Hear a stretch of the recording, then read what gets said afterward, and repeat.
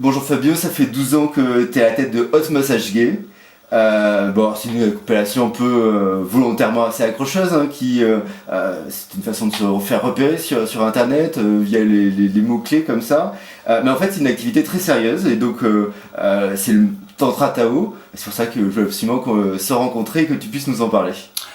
Ouais, bonjour Stéphane, déjà, merci de me recevoir pour tes lecteurs, tes auditeurs.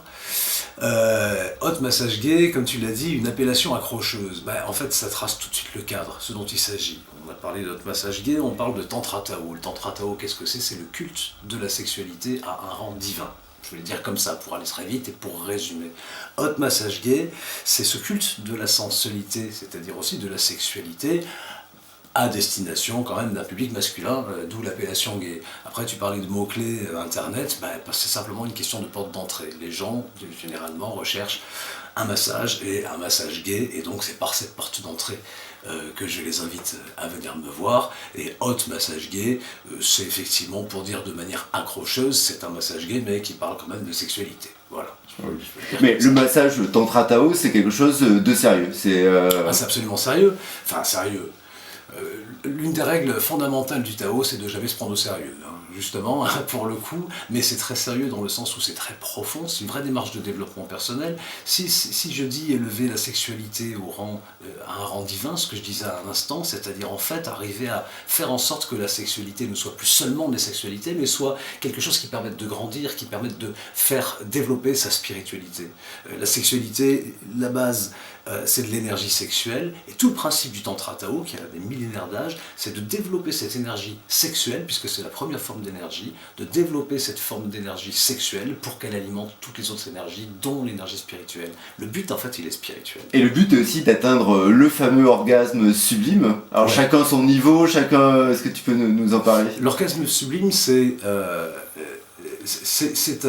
à l'orgasme tel qu'on le connaît ce qu'une symphonie est à un karaoké.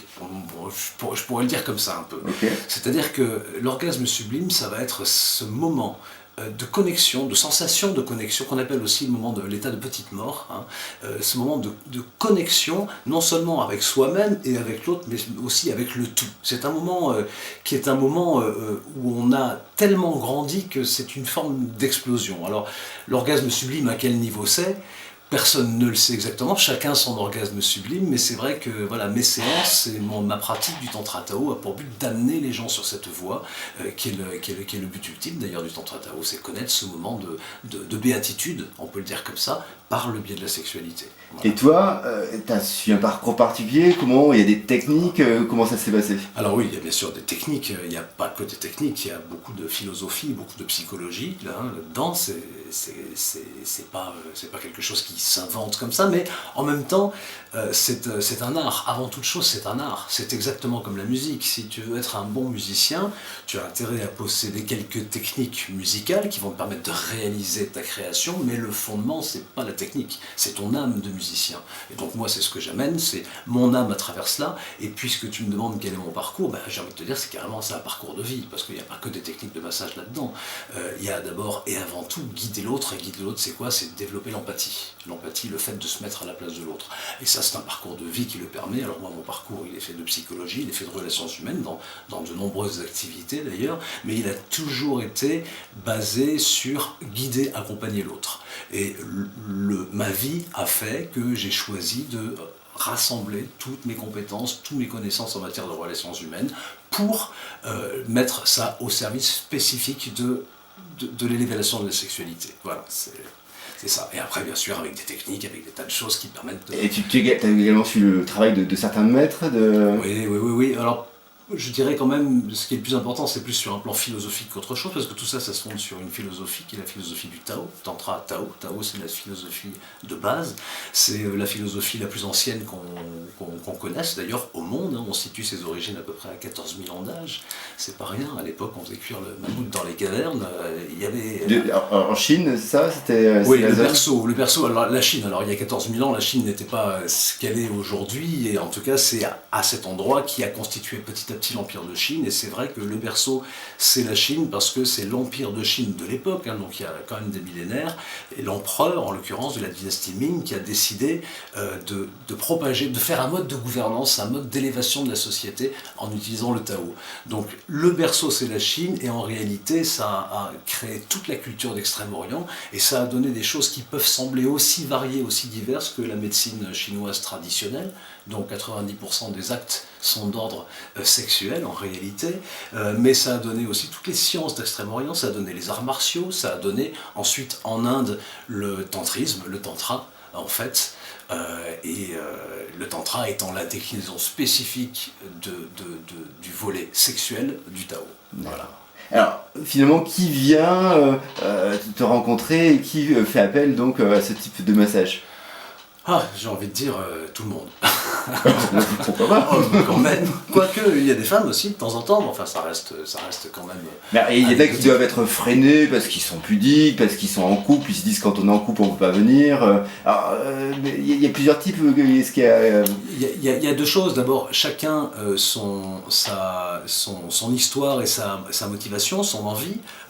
Pour l'un, c'est le besoin de découvrir l'envie de découvrir quelque chose de nouveau, dont on entend de plus en plus parler, le tantrisme notamment, de découvrir quelque chose de nouveau pour enrichir son expérience, ça peut être simplement ça. Ça peut être aussi un besoin de se reconnecter avec ses émotions profondes que la vie au quotidien ou la vie de couple par exemple ne permet pas de faire ressurgir parce qu'on n'est pas habitué dans le couple à parler de cette dimension-là, ça peut être ça. Ça peut être aussi des personnes qui viennent pour tenter de surmonter un problème d'ordre sexuel, des problèmes d'éjaculation précoce, par exemple, c'est très très fréquent. Okay. Le Tantra Tao permet de traiter ça. Il y a vraiment tout un ensemble, et puis non seulement il y a tout un ensemble de... Enfin, vraiment plein de raisons différentes, à chacun ses raisons, ses motivations, et puis ça concerne également tout le monde dans le sens de l'âge, puisque on vient me voir de 18 ans à 70 ans, tu vois, parce que c'est vraiment une démarche de développement personnel, c'est vraiment une démarche de se découvrir soi-même, dont moi je suis le guide, et ça c'est vrai à tout âge. Donc tu es le guide, tu es la personne expérimentée, est-ce que c'est un rapport complètement passif, au sens où on va être là en tant que recevoir une expérience, ou est-ce qu'il y aura un échange, comment ça se passe? Le but, c'est un mot que j'utilise beaucoup sur mon site d'ailleurs, c'est de créer une expérience de fusion, parce que l'énergie et la spiritualité, elle vient de la fusion, elle vient de la connexion, j'ai aussi utilisé ce mot tout à l'heure. Donc, il ne s'agit pas simplement d'un massage reçu de manière passive, hein, ou d'un massage, ou même d'un massage sexuel, puisque je le revendique comme tel, reçu de manière passive. Il s'agit de cette expérience de fusion, et là aussi, pour chacun, comme chacun a ses envies, ses désirs, ses blocages, ses motivations, et sa propre personnalité, et bien pour chacun, les choses vont se passer différemment. Moi, je suis un guide, j'amène sur le chemin, mais ce qui se crée ensuite sur ce chemin appartient à chacun. Et donc, pour certains, effectivement, leur chemin, ça va être de découvrir les ressentis de manière totalement passive, c'est-à-dire en étant exclusivement à l'écoute des sensations, ça, ouais. C'est une chose. Pour d'autres, ça va être le besoin, au contraire, de partager, d'échanger, de toucher également, de masser. Il est fréquent que voilà, la personne... Il peut y avoir aussi un échange. Voilà, il n'y a pas de... Le but, c'est la liberté de chacun. Donc à partir de là, cette liberté, il faut l'assumer ici, en premier lieu. Et c'est aussi le respect, c'est une notion très importante qui est présente. C'est la base. Le respect, c'est la base absolue. Et rien ne peut se faire sans le respect, parce que quand on n'a pas le respect de l'autre, on n'a pas le respect de soi-même. Et moi, j'apprends justement aux gens à redécouvrir le respect de soi-même, en fait. Mais en tout cas, dans le cadre de ce respect, il est possible qu'il y ait des échanges, et c'est vraiment la philosophie. Bien sûr, puisque c'est le cadre qui est proposé. Il y aurait une absence de respect si une personne se comportait hors du cadre proposé. Absolument. Voilà, ici c'est le cadre qui est proposé. Il y a aussi des stages, tu organises des stages pour apprendre le Tantra Tao.